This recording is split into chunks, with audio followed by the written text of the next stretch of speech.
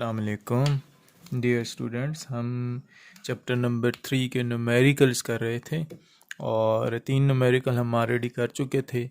तो आज हम चौथा न्यूमेरिकल स्टार्ट कर रहे हैं जी। इसकी पहले स्टेटमेंट ज़रा देख लें। A uniform beam of 3 metre long. तो हम एक बीम बना लेते हैं, ज़रा इसके लिए डायग्राम बनाना ज़रूरी है न्यूमेरिकल के लिए।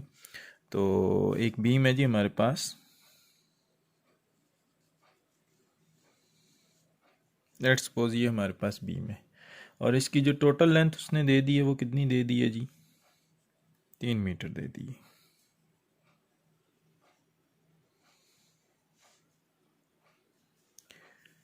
3 metre long. Spotted from 2 spots A and B. दो स्पॉटें हैं जी, ए और बी, ये दो स्पॉटें हैं जिसके ऊपर इसको स्पॉट दिया गया। लेकिन ये किस तरह है ज़रा आगे पढ़ लेते हैं, फिर हम स्पॉट्स बनाते हैं। इसकी जो स्पॉट्स हमारे पास बन रही हैं जी। Distance between these spots is 2 metre. इन दोनों स्पॉट्स का जो दरमियानी फासला है वो उसने दे दिया जो कि 2 मीटर है। अच्छा, हम स्पोर्ट्स बनाते हैं लेकिन उससे पहले ज़रा मज़ीद आगे पढ़ लें। One sport A is at the end of beam. एक तो स्पोर्ट हमें समझ आ रही है कि नीचे की तरफ से जो स्पोर्ट दी गई है वो एंड पे दे दी है, यानी ए पॉइंट पे, एंड पे है एक स्पोर्ट। और दूसरी स्पोर्ट इससे 2 मीटर के फासले पर होगी क्योंकि उसने कहा है कि distance between 2 spots is 2 metre. तो अगर ये यहाँ पे इस कोने में मौजूद है तो इससे 2 मीटर के फासले पर दूसरी स्पॉट मौजूद होगी कुछ इस तरीके से, नीचे की जानिब से बी पॉइंट पे। ये दो स्पॉट्स मैंने बना दी और इन दोनों स्पॉट्स का जो दरमियानी फासला है वो 2 मीटर है क्योंकि उसने न्यूमेरिकल में दे दिया हुआ। अच्छा, आगे वो क्या कहते हैं जी।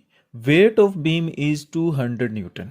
वेट ऑफ बीम, क्योंकि बीम की एक ख़ास शक्ल है, तो अगर किसी भी डायग्राम की आपके पास एक ख़ास शक्ल व सूरत हो तो उसकी जो वेट की फोर्स है वो उसके मिड पॉइंट पे एक्ट करती है, जो कि हमने पढ़ा था फर्स्ट ईयर में।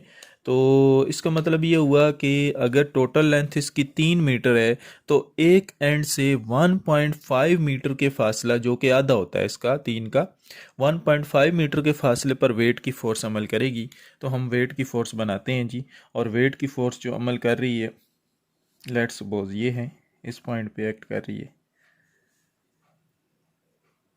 1.5 मीटर के फासले पर वेट की फोर्स एक्ट कर रही है। और कितनी है जी वेट की फोर्स, हम देख लेते हैं, जो कि उसने दिया है weight of beam is 200 newton, ये 200 न्यूटन। आगे वो क्या कह रहा है, a 600 newton weight is 1 metre from end. इस एंड से 1 मीटर के फासले पर एक और वेट आपके पास मौजूद है जो कि 600 न्यूटन का है। ये हमने लिख दिया। अब वो पूछ रहा है find reaction forces on point A and B. Point A पर रिएक्शन फोर्स जो ऊपर की तरफ अमल कर रही है, जिसको हम आर ए कह देते हैं, वो फाइंड करनी है। और पॉइंट बी पर ऊपर की जानिब जो रिएक्शन फोर्स है आर बी, ये आपने फाइंड करनी है।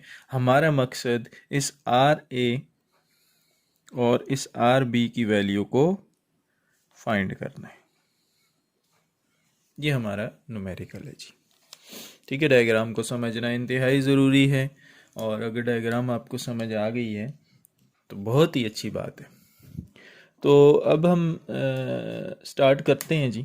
और इसके लिए जो हम मेथड इस्तेमाल करेंगे वो इक्विलिब्रियम की 2 कंडीशंस का इस्तेमाल होगा। मतलब ये कि हम 2 कंडीशन को इस्तेमाल करेंगे कि upward forces is equal to downward forces and clockwise moment is equal to anti clockwise moment. इन्हीं 2 को हम इस्तेमाल करेंगे। तो सबसे पहले हम फर्स्ट कंडीशन को इस्तेमाल करते हैं जो कि है क्लॉकवाइज, सॉरी, जो कि है upward forces is equal to downward forces.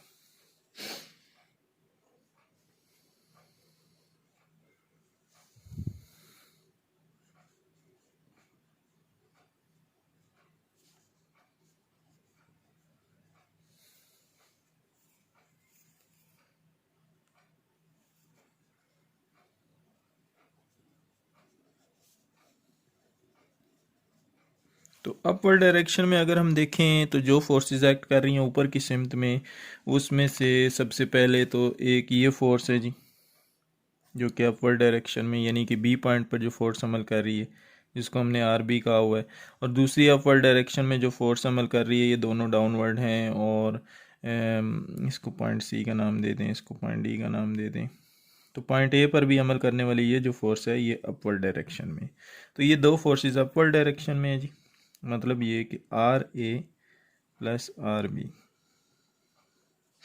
Is equal to, downward direction में हमारे पास एक ये वाली फोर्स है जी, और एक ये वाली फोर्स है। यानी पॉइंट सी और डी पर जो फोर्सेस अमल कर रही हैं, जिनको हम लिखते हैं 600 प्लस 200 न्यूटन। ये आपके पास एक इक्वेशन बन जाएगी कुछ इस तरीके से।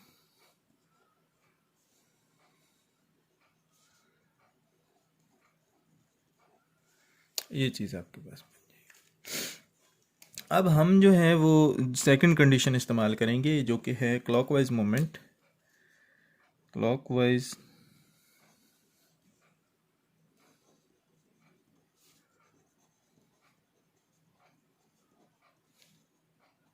Is equal to anti clockwise moment. तो उसके लिए जब भी याद रखें कि हम मोमेंट की बात करते हैं तो हमें किसी एक पॉइंट को फिक्स करना होता है जिसके अलोंग मोमेंट पैदा हो। तो हम कह देते हैं कि जी पॉइंट ए जो है वो पॉइंट है जहाँ पे मोमेंट, जिसने बार ने या इस बीम ने जो है वो रोटेट करना है।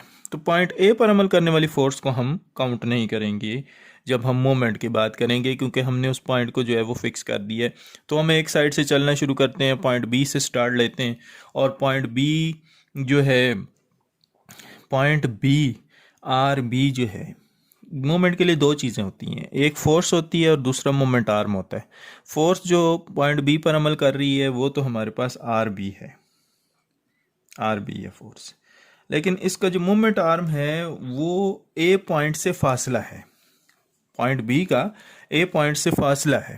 तो पॉइंट बी का ए पॉइंट से जो फासला है वो हमारे पास कुछ आप देख सकते हैं डायग्राम में कि बी पॉइंट का ए पॉइंट से जो फासला है वो 2 मीटर है। तो हम इसको 2 से मल्टीप्लाई करेंगे, प्लस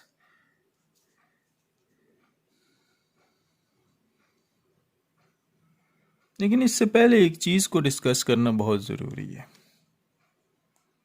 कि हम ये देख रहे हैं कि क्लॉकवाइज मूवमेंट कौन सा है और एंटी क्लॉकवाइज मूवमेंट। यहाँ पे थोड़ी सी हमने जो मिस्टेक की वो ये कि हमने ये नहीं देखा कि क्लॉकवाइज मूवमेंट किस फोर्स की वजह से पैदा हो रहा है और एंटी क्लॉकवाइज मूवमेंट किस फोर्स की वजह। तो हम ज़रा पहले ये देख लेते हैं और उसके बाद हम इसको कंटिन्यू करेंगे। तो बी पॉइंट जो है वो कुछ ये फोर्स बी पॉइंट पे अमल कर रही है, ऊपर की जानिब अमल कर रही है, तो इसने रोटेट करना है इस डायरेक्शन में, और ये डायरेक्शन हमें पता है that is anti clockwise direction. Point B पर जो फोर्स अमल कर रही है वो इसको नीचे की सिमत में फोर्स लगाने की कोशिश करेगी, और ये डायरेक्शन क्लॉकवाइज है। ये भी 600 न्यूटन इसको नीचे की जाने फोर्स लगाने की कोशिश करेगी, ये भी क्लॉकवाइज डायरेक्शन है। और ये फोर्स हम नहीं लेंगे क्योंकि हमने इस पॉइंट को फिक्स किया हुआ है। तो इसका मतलब है कि जो क्लॉकवाइज डायरेक्शन में फोर्सेस हैं वो दो हैं। सबसे पहली जो फोर्स है वो 200 न्यूटन की है, 200 लिखेंगे। इसका जो मोमेंट आर्म है 200 न्यूटन फोर्स का, क्योंकि ये मिड पॉइंट पे एक्ट कर रही है, ये आप देख सकते हैं। तो इसका ए पॉइंट से जो फासला है वो 1.5 है। दूसरी जो क्लॉकवाइज फोर्स है वो हमारे पास है जी, जो क्लॉकवाइज मोमेंट पैदा करेगी फोर्स, वो 600 न्यूटन की है। और इसका जो मोमेंट आर्म है यानी ए पॉइंट से जो फासला है, आप देख सकते हैं कि ए पॉइंट से जो फासला है वो 1 मीटर है। ठीक है, ये यहाँ पे लिखा नहीं हमने, लेकिन ये 1 मीटर है। न्यूमेरिकल में उसने कहा था कि 600 newton weight is 1 metre from end से 1 मीटर के फासले पर 600 न्यूटन की फोर्स अमल कर रही है। तो इसके साथ लिखेंगे 1 इज इक्वल टू, अब एंटी क्लॉकवाइज डायरेक्शन में सिर्फ और सिर्फ एक फोर्स है जो कि आर बी है, और इस आर बी फोर्स का जो मोमेंट आर्म है वो हमारे पास 2 मीटर। अब इस इक्वेशन से हम निकाल सकते हैं जी वैल्यू आर बी की। तो हम निकालते हैं जी। तो इसको मल्टीप्लाई करेंगे तो ये 300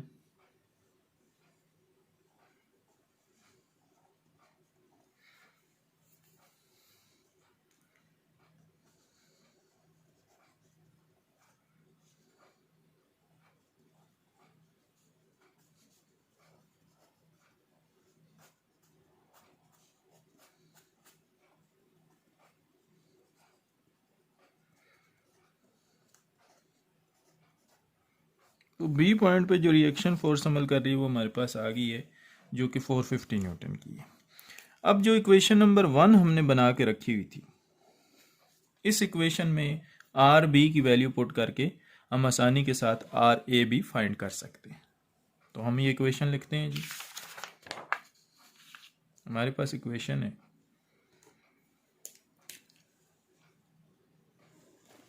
आर ए आर बी 800। तो अभी हमारे पास जो आर बी की वैल्यू बनी है वो बनी है जी 450।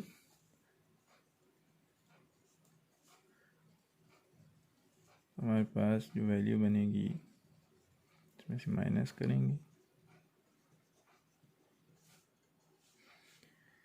तो ये हमारे पास आ जाएगा 350।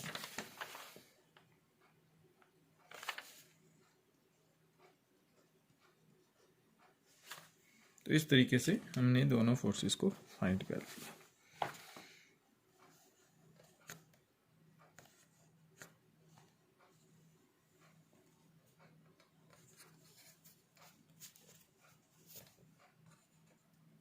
नेक्स्ट है जी हमारे पास 3.5 है। इधर न्यूमेरिकल को पढ़ते हैं। A simple steel yard has wait 5 Newton. तो हम ज़रा पहले इसकी डायग्राम बनाते हैं। सिंपल स्टील यार्ड की डायग्राम ज़रा बना लेते हैं।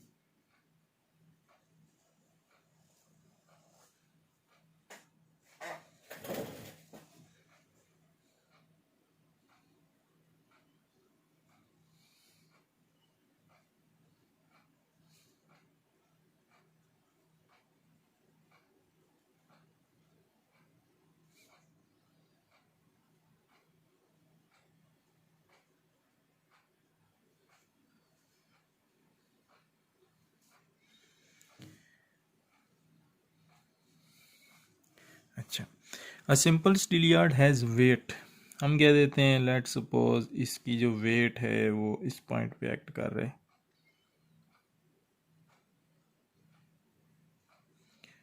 इसको हम W कह देते हैं, W1 कह देते हैं। और वेट कितना है जी इसका 5 न्यूटन है।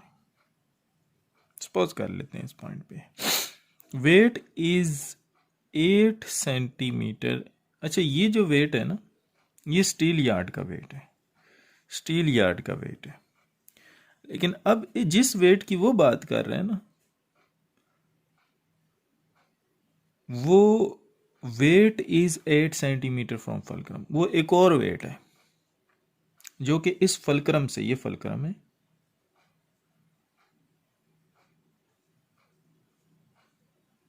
इस फलक्रम से जो है वो 8 सेंटीमीटर के फासले पर है।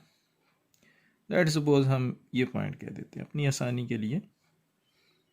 कह देते हैं जी कि ये एक वेट मौजूद है। आगे जाकर वो इस वेट की वैल्यू भी दे देगा, जरा देखेंगे हम न्यूमेरिकल में।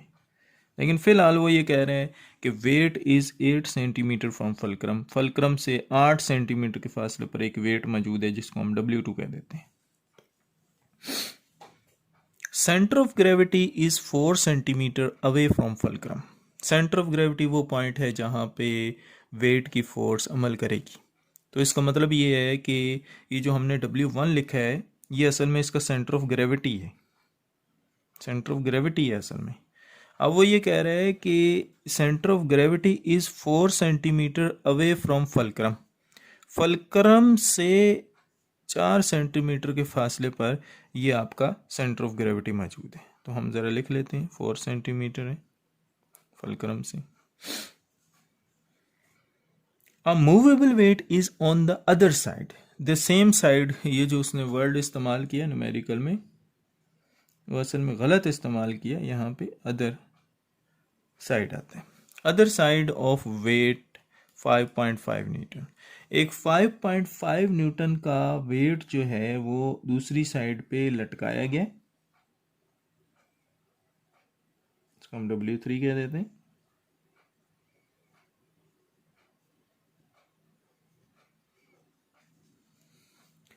Find the point of scale for 60 newton force of weight. अब आखिर में जाकर उसने इस W2 की वैल्यू आपको दे दी हुई है। क्या दे दी हुई है? देखें, find the point of scale.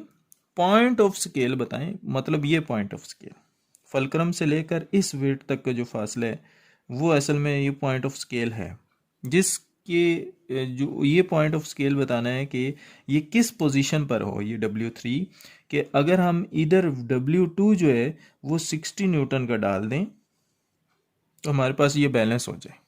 यानी हमारा मकसद इस वैल्यू को, इस स्केल की वैल्यू को फाइंड करना है, जो कि इसको मूवेबल वेट को आगे पीछे किस तरीके से हम हरकत दें कि इस तरफ 60 न्यूटन फोर्स 60 न्यूटन वेट डालने के बाद ये बैलेंस आ जाए, ये तवाज़ुन में आ जाए, ये इक्विलिब्रियम में आ जाए। तो ये असल में हमने उस स्केल की वैल्यू फाइंड करनी है। हमारा असल मकसद इस एक्स की वैल्यू को फाइंड करना है। तो सारी चीज़ें हमारे सामने हैं जी। टोटल जो फोर्सेस एक्ट कर रही हैं इस पूरी स्टील यार्ड के ऊपर, वो 3 फोर्सेस एक्ट कर रही हैं, और तीनों फोर्सेस का हमारे पास जो है वो मोमेंट आर्म भी दिया हुआ है, और सवाए एक फोर्स के जो हमने फाइंड ही करना है। तो इसके लिए हम जो रूल इस्तेमाल करेंगे वो वही होगा जी, that is clockwise moment is equal to anti clockwise moment. तो हम लगाते हैं।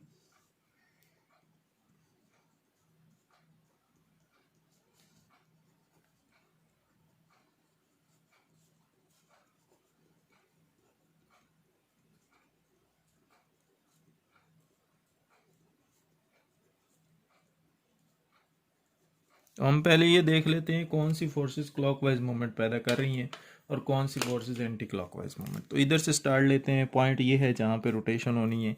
तो सबसे पहले W1 जो है वो इसको नीचे की तरफ घुमाने की कोशिश करेगी, जो कि क्लॉकवाइज है। इधर की तरफ आ जाएं, ये फोर्स इसको कुछ इस डायरेक्शन में घुमाने की कोशिश करेगी, जो कि W1 है। जो ये डायरेक्शन जो है ये एंटी क्लॉकवाइज डायरेक्शन है। ये फोर्स भी इसको कुछ यूं डायरेक्शन में घुमाने की कोशिश करेगी, तो ये भी हमारे पास एंटी क्लॉकवाइज डायरेक्शन है। तो एक फोर्स क्लॉकवाइज है जबकि 2 फोर्सेस एंटी क्लॉकवाइज हैं। तो सबसे पहले हम क्लॉकवाइज फोर्स को इंटर करते हैं जी, और क्लॉकवाइज फोर्स हमारे पास है जी W3 मल्टीप्लाई बाय इसका मोमेंट आर्म x है, बस यही है। एंटी क्लॉकवाइज डायरेक्शन में जो फोर्स है पहली वो W1 है, और इसका जो मोमेंट आर्म है यानी फलक्रम का वो उसने दे दिया 4 है। दूसरी जो फोर्स है एंटी क्लॉकवाइज में वो हमारे पास W2 है, सॉरी, फिर हम वैल्यूज पुट करते हैं इसकी, और इसका जो मोमेंट आर्म है वो हमें दे दिया 8 है। इसको सॉल्व करके हम सिंपली x की वैल्यू को निकाल सकते हैं, क्योंकि बाकी वैल्यूज हमें गिवन है न्यूमेरिकल में। ज़रा देखें कैसे। तो सबसे पहली जो W3 की वैल्यू हमें गिवन है वो है 5.5 न्यूटन, और x हमने क्योंकि फाइंड करना है। W1 की जो वैल्यू है वो हमारे पास 5 है, तो 4। W2 की वैल्यू हमारे पास 60 है, मल्टीप्लाई बाय 8। इसको सॉल्व करेंगे जी, और सॉल्व करने के बाद हमारे पास x की वैल्यू बनेगी। तो ये हमारे पास वैल्यू बन जाएगी जी 3.6 है जी हमारे पास। इसकी पहले हम स्टेटमेंट पढ़ते हैं।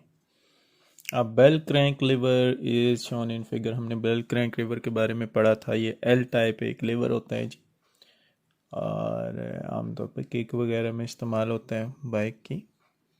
तो bell crank lever as shown in figure, figure दे देगा आपको पेपर में, और वो कहेगा जी value of P is 40 newton and length of AF is, ये सारी वैल्यूज़ वो न्यूमेरिकल में दे देगा आपको। वो डायग्राम भी बनी बनाई आ जाएगी। हमारा असल मकसद इस डायग्राम में इस W की वैल्यू को फाइंड करना है। तो इस W की वैल्यू को फाइंड करने के लिए हम वही काम करेंगे जो हम पीछे करते आए हैं, that is clockwise moment is equal to anti clockwise moment. हम ज़रा देख लेते हैं कि ये वो पॉइंट है जहाँ पे रोटेशन को होना है, यहाँ पे। तो इस पॉइंट पर ये जो वेट की फोर्स है ये इसको इस डायरेक्शन में घुमाने की कोशिश करेगी, और ये जो डायरेक्शन है ये हमें पता क्लॉकवाइज है, जबकि ये वाली फोर्स इसको इस डायरेक्शन में घुमाने की कोशिश करेगी जो कि हमारे पास एंटी क्लॉकवाइज डायरेक्शन है। तो एक फोर्स जो है वो क्लॉकवाइज है जबकि दूसरी फोर्स जो है वो एंटी क्लॉकवाइज डायरेक्शन है। तो इसलिए हम यहाँ पे clockwise moment is equal to anti clockwise moment वाला फार्मूला इस्तेमाल कर सकते हैं। तो हम पुट करते हैं जी, क्लॉकवाइज मोमेंट, असल में अब यहाँ पे एक कपल पैदा होगा, is equal to anti clockwise moment.